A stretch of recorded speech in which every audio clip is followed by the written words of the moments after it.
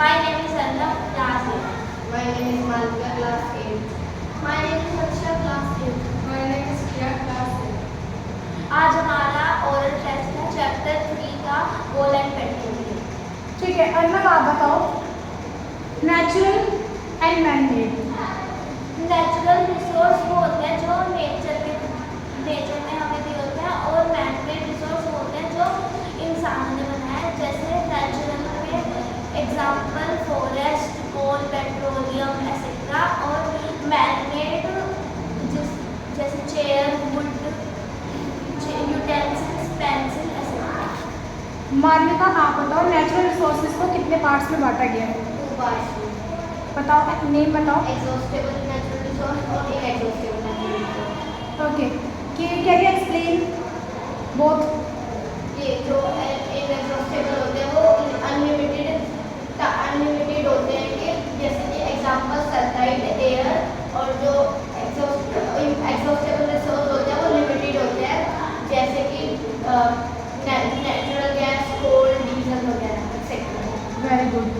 मुझे एक चीज़ और बताओ मालविका, क्या जो अनलिमिटेड है जैसे अक्षय प्राकृतिक संसाधन, क्या वो ह्यूमन एक्टिविटी से ख़त्म हो जाते हैं?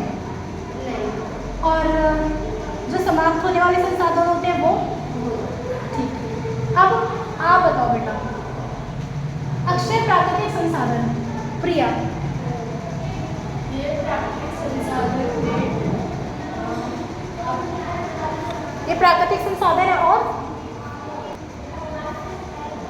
ये प्राकृतिक संसाधन में असीमित मात्रा में होते हैं, उपस्थित नहीं उपस्थित हैं, है, और असीमित मात्रा में उपस्थित हैं। असीमित मात्रा में उपस्थित है, जैसे कि सूर्य की किरणें और वायु। वेरी गुड, बैठ जाओ। अब वंशिका, आप मुझे बता सकते हो समाप्त होने वाले संसाधन?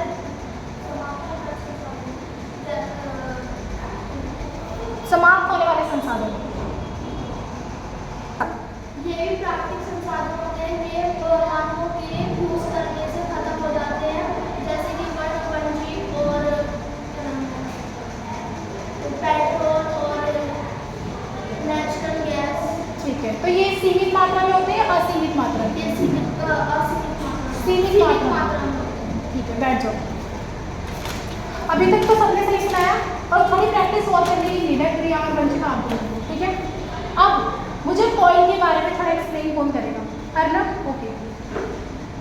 कई सालों पहले 300 से भी ज़्यादा 300 मिलियन सालों से भी ज़्यादा पहले हमारे धरती पर बहुत सारे जंगल हुआ करते थे। बाढ़ आने के कारण वो सारे जंगल जमीन में नीचे दब गए, और इसी कारण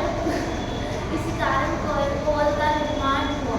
ज़्यादा टेम्परेचर लगा, मतलब हाई टेम्परेचर है, हाई बोलो प्रेशर की वजह से उस वो कंप्रेस्ड होता गया और वो कोयले में परिवर्तित हो गया, ठीक है? Very good. अब कोयले का जो रूप है, कोयले अपने जैसे मैंने बताया था जो कोयला है उसका रूप, उसे किस रूप में मुख्यतः माना जाता है? जैसे मालविका, आप बताओ। हाँ बताओ। कार्बन। और इसको क्या और किस नाम से जानते हैं कोयले को? वंशिका, आप बता सकते हो? प्रिया? हाँ, कोल। Very good. आप इसको बोलते हैं, हम कितने नामों से जानते हैं? तेज बोलो करना। Carbon. Very good. Please Arnab, दोबारा से इन सबको याद कराओगे? बोलो उसके साथ। दोबारा से carbon, coal, fossil fuel and carbohydrate. ठीक है। अब कोल तार के बारे में कौन बताएगा? आई वॉन्ट के पीछे से बताया कोई कोल तार के बारे में। वंशिका और प्रिया, आप दोनों में से कौन बताएगा कोल तार के बारे में? बताओ वंशिका। ये 200 से ज़्यादा मिश्रण होता है, और एक काले पदार्थ में होता है, और ये सॉलिड फॉर्म में होते हैं, लिक्विड फॉर्म में होता है? ये लिक्विड फॉर्म में। Very good. और आप मुझे कोल तार के यूजेस बता सकते हो? मालविका, इसका यूज कहाँ कहाँ होता है? यस, एवरीडे इंडस्ट्री में यूज होता है, जैसे